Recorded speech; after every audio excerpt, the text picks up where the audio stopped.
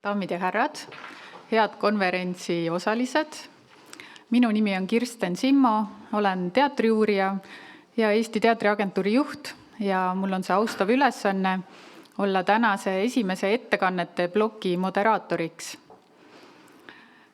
Meil tulevad ettekandmisele 3 ettekannet ja teie ette tulevad Mart Laul, Liis Kolle ja Meeta Vardja, kes siis räägivad vastavalt teatrifotograafiast, tantsufotograafiast, ooperilavastuste ja tantsuseostest ja tantsusaate muusikast. Lähemalt räägivad kõik ettekandjad ise, aga esmalt siis sissejuhatuseks paar sõna meie esimesest ettekandjast. Mart Laul on Eesti Ajaloomuuseumi fotospetsialist ja ta on ka ise fotograaf. On Teatri- ja Muusikamuuseumis tööl juba aastast 2012. On tegelenud ka ise analoogfotode tegemise ja nendest ka näituste tegemisega, et on siis ise seotud nii fotografeerimise kui ka fotomaterjali analüüsimise, kogumise, digiteerimisega. Ja täna ta siis räägib lähemalt tantsufotograafiast ja fototehnikast sõdadevahelisel perioodil. Ütlen veel nii palju, et ettekannete järel on kõigil võimalik ka esitada küsimusi, et oleme siis aktiivsed ja võtame tänasest päevast nii palju, kui võtta annab. Head kuulamist!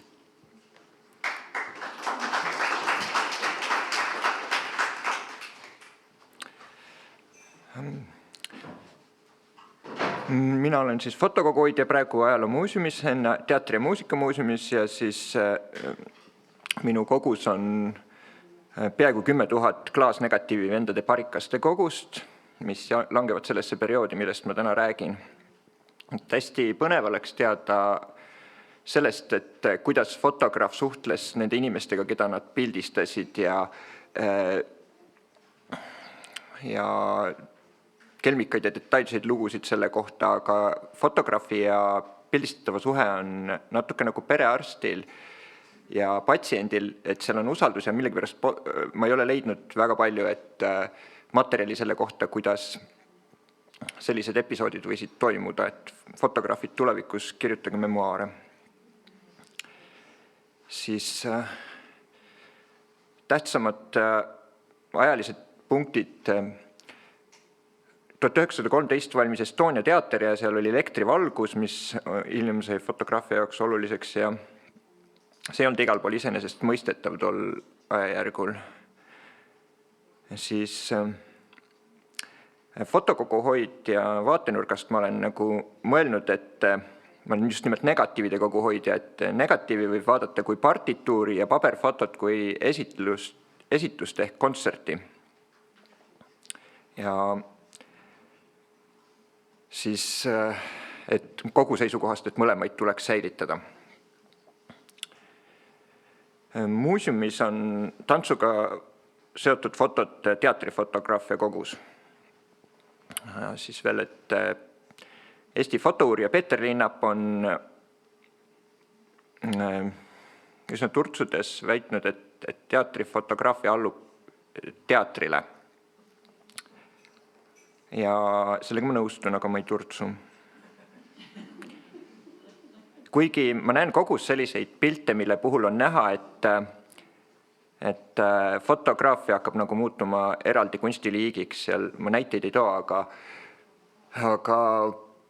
üks portree Ita Everist, kus on silueti sisse pildistatud uus portree ja neid jagub, kes on siis selle ettekande jaoks, et vabaneda hästi täpsest dateerimisest, siis ma valisin sellised 4 punkti võrdluseks aasta 1911 ja 1936, siis vastavalt fotograafia õpperaamatu esimene ja 4. trükk, mille andsid välja vennad parikased. Siis 1970 tinglikult pluss miinus mingid aastad. Ja tänapäev ehk digifotograafia. et mis siis, kui võrrelda, siis mis siis nagu muutunud on. Siis selle 36. aasta 4. trüki sissejuhatuses on valgust väga poeetiliselt vennad Peeter Parikas siis tõenäoliselt vendadest kirjeldanud, et määratu võlur on valgus, millest oleneb peaaegu iga sünd ja häving. Valguse jõusus ja kestvus muudab peaaegu kõiki aineid enam või vähem nähtavalt. Et väga poeetiliselt on väga tehniline raamat sisse juhatatud. Siin on Georg Johannes ja Peeter Parikas. Fotomuuseumi kogust pilt. Siis Peeter Parikas õppis Jürichi juures ja töötas ja siis läks Saksamaale õppima ja hiljem reisis ja õppis mitmetes Austria ja Saksa fotograafide juures ja kogus kogemust ja siis tuli 1911 tagasi ja ilmutaski selle esimese fotograafia õpperaamatu. Siis Jürichist veel nii palju, et Parikaste kogus on pilte, mis on tehtud enne aastat 1910, seetõttu sellistel puhkudel tasub vaadata, et tõenäoliselt on Arleks Jürichi või kellegi teise pildid, mis nad on kokku ostnud ja kuigi seal raamatus on juttu ka autoriõigustest 4. trükis, et neile tähelepanu pöörata, siis ometi nad oma nime all levitavad Jürichi fotosid ja kui täpselt ei tea, siis võibki siuke kahtlus, siis siin on see 1. ja 4. trükk. Siis selle ajavahemiku juures 4. trükis on ära märgitud, et selle aja jooksul on fotograafia keel küllalt suure muutuse läbi teinud, et siin valguse jõud, objektiivi valguse jõuks nimetatakse selle suutvust klaasläätsa läbi vähemat või rohkemat kogu valguskiireid pildi sünnitamiseks kaamerasse tungida lasta. Valguse jõu määrab valguse rohkus, mis läätsa avamisest sisse mahub. Et siis 4. trükis on see oskussõnastik välja töötatud ja see on rohkem praeguse eesti keele moodi. Aga see lihtsalt annab ka aimu sellest, et mis seisus see Eesti fotograafia haridus sel hetkel võis olla, kui Peeter Parikas ikka, kui ta läks 1905 Jürichi juurde, et ta ikka teadis väga täpselt, mis plaan tal on ilmselt.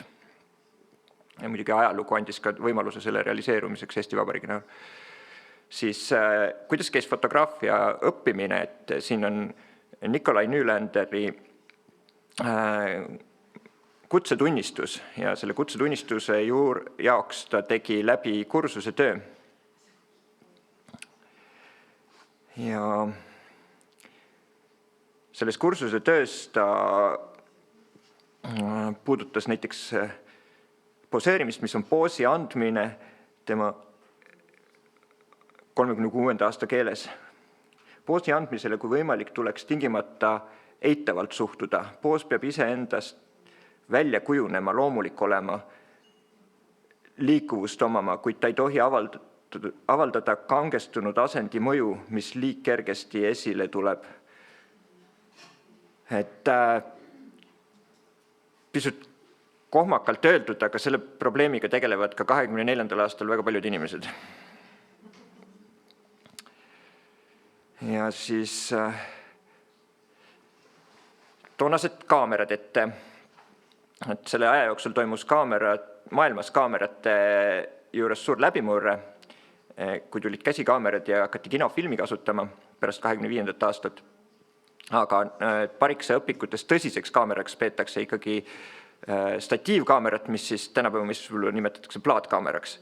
Ja siin on üks fotomuuseumi muisist võetud kaamera ja tema kassett.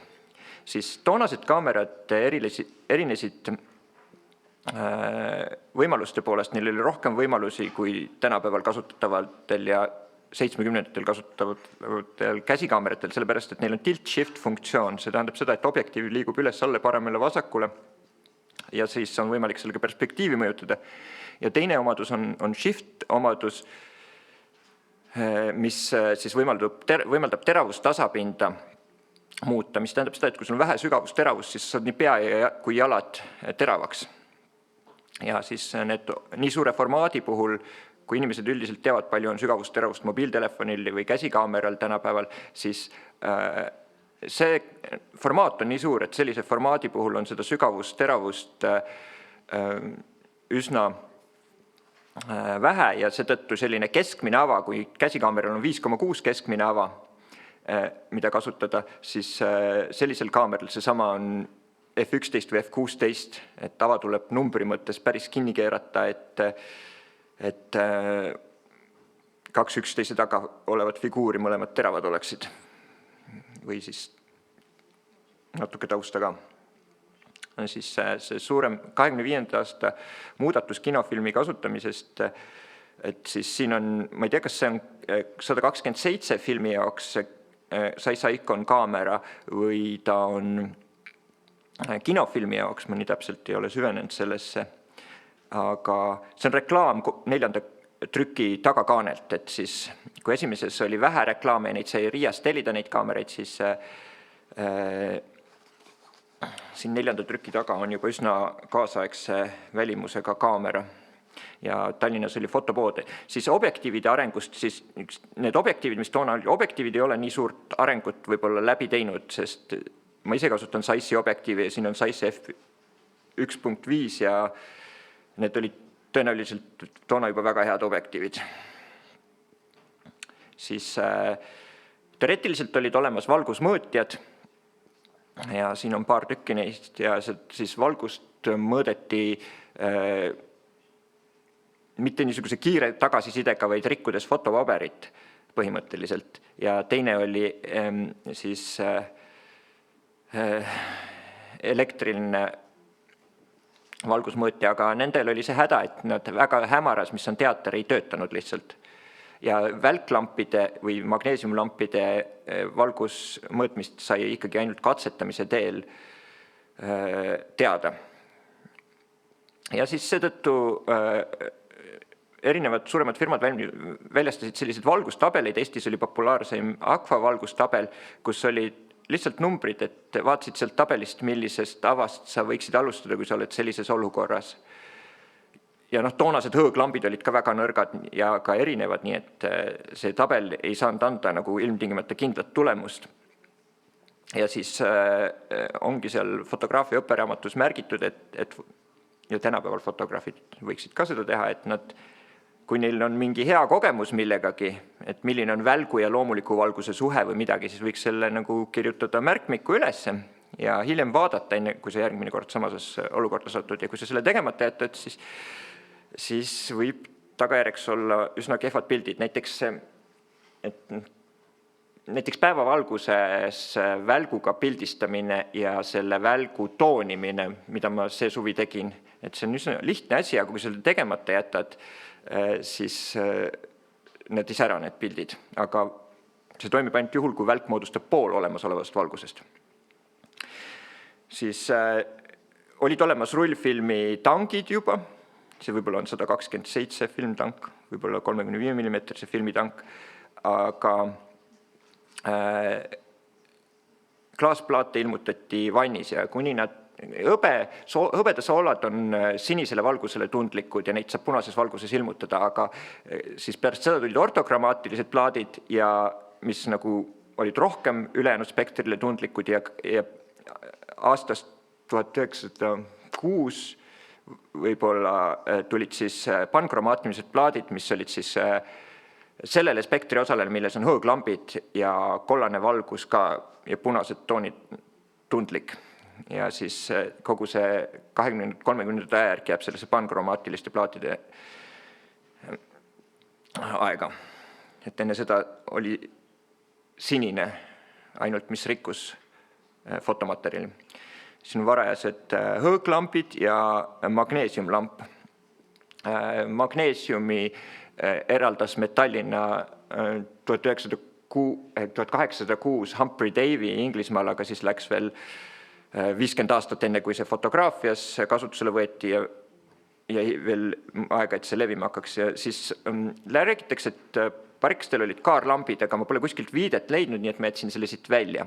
Ehk siis on veel üks valgustamise viis, mis on need kinolambid, mis on välgu eelkäijad, kus siis tekitati ahellahendus kahe klemmi vahele ja niimoodi valgustati. Siis siin on 2 varianti valgustamisest, üks loomuliku valgusega ja üks siis on magneesiumiga. Võib-olla on nii, et need kaarlambid olid kallid ja nad ei soovitanud seda raamatus, aga neil endal olid, ei tea. Et siis kui võrrelda seda joonist 132 stuudiot, siis tegelikult seal on läbi softboxi magneesiumvälk. Kõigepealt võeti kaameralt suht pimedas kork eest ära, siis starditi magneesiumvälk, siis pandi kork ette tagasi ja selle kõige juures pidi see perfektne tulemus siis saabuma ja siis vastaspoolel on R-ial reflektor, mis siis ühe magneesium, sünkroonis 2 magneesiumi plahvatust ei saanud teha, siis teisel küljel oli reflektor ja niiviisi pildistati. Ja need pildid, mis on niiviisi tehtud, tunneb selle järgi ja hiljem on siin ka näha, tunneb ära selle järgi, et seal on üsna terav vari hoolimata softboxist. Siis negatiivid retušeeriti ja nüüd seda tehti hõbeda küljelt ja selleks kasutati sellist retušeerimisraami ja see on üks tegevus, mida tänapäeval tehakse ka, aga Photoshopis. Ja 70-ndatel mitte nii palju. Et kui foto on 20-30-ndatel retušeeritud, siis ta oli kontaktprintimise jaoks ja see retušeerimine, kui ta üles suurendada ja ma olen proovinud, läheb väga groteskseks, need ripsmed ja need ükshaaval välja joonistatud hambad muutuvad nagu hirmuäratavaks, et niiviisi on päris häid fotosid ära rikutud minu maitse jaoks. Ja seetõttu mõned päris head fotod, kui ma tegin Estonias näitust, tuli välja jätta, et retušeerimine oleks lihtsalt defektide valdkonda läinud. Siis siin on kontaktprintimise kassett ja võrdluseks suurendi, aga suurendamine oli selline asi, mis toona nad panid kõik uuendused oma raamatusse, aga seda praktikas väga palju ei tehtud, kuigi elekter oli selle jaoks olemas ja mis nende erinevus on see, et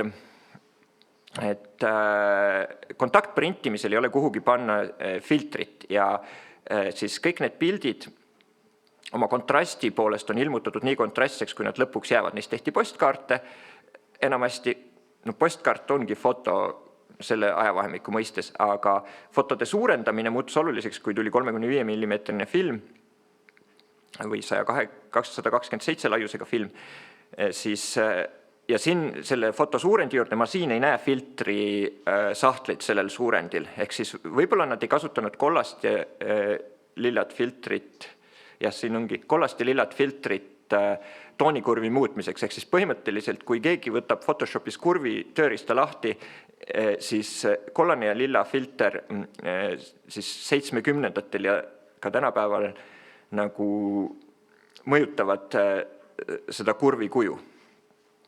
Et see on ekvivalent natuke. Siis fotomaterjali tundlikkus, et toona ISO standardit ei olnud ja siis oli DIN standard, mis oli Deutsche Industrie Normung.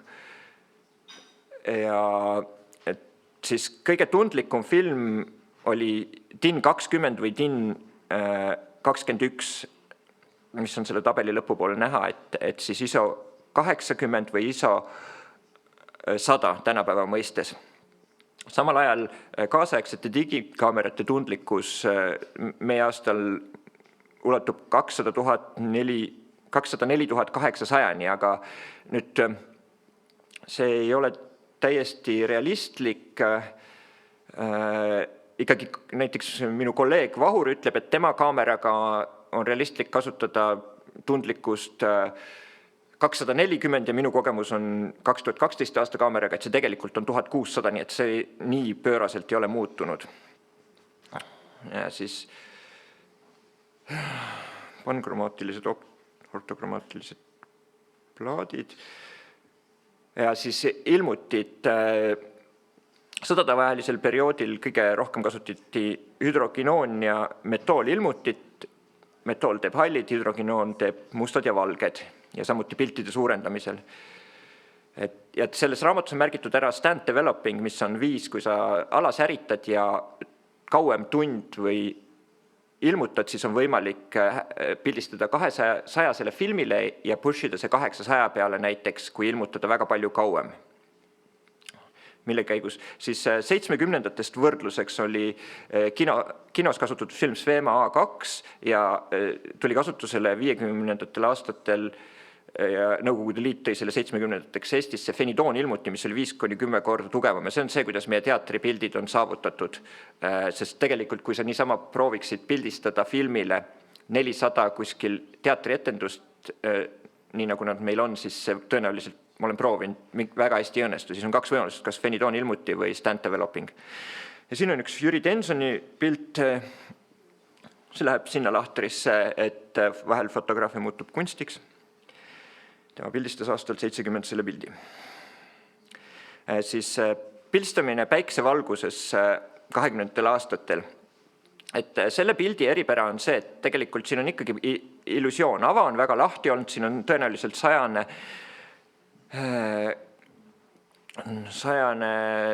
isotundlikkus olnud siis, ehk siis TIN 21 ja kui seda pilti vaadata, siis sellel on üks omadus veel, see ei ole ilmtingimata liikumine, vaid nad selleks hetkeks õhus seisavad. Et fotograaf on tõenäoliselt seda efekti ka ära kasutanud. Siis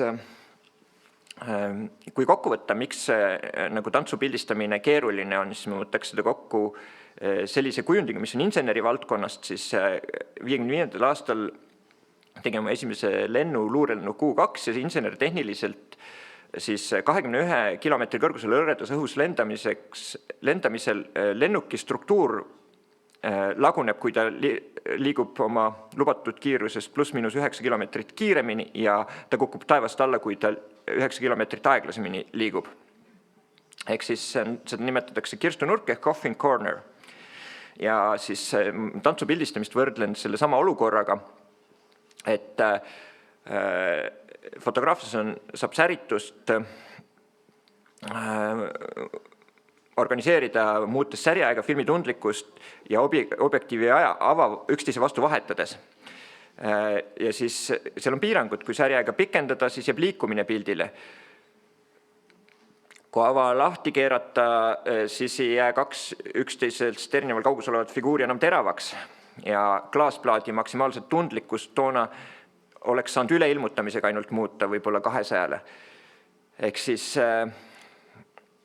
seda kompromissi ma nimetaksin kirstunurgaks, kus see fotograaf toimetas. Ja selle olukorraga puutuvad tänapäeva fotograafid ka kokku. Kuigi kaamera võimaldab suure tundlikkusega pildistamist, siis teatris on visuaalteatri puhul eriti, ma olen ise Nukuteatris pildistanud, kasutatakse projektoreid ja seetõttu kõik ülejäänud lambid mulle tundub keeratakse projektori järgi nõrgaks, mis tõttu 2012 aasta kaamera ei ole enam nii kasulik selles olukorras. Ja ühesõnaga siis projektorid on tänapäeval see piirang. Aga üldiselt uued kaamerad saavad sellega ka hakkama. Siis ma näitan oma kogust mõned pildid, sest need on minu kogust tõesti ilusad. Ja siis kuidas siis see koht, kus järgi anti, oli säriaeg, ehk siis säriaeg muutus nii pikaks, et tantsija, keda pildistati, ei saanud enam nii kaua paigal olla ja selle jaoks kasutati 3 põhilist lahendust. Üks oli kramplik poos, mis on siin esimesel pildil. Teine oli see, et toetuti vastu seina, nagu siin.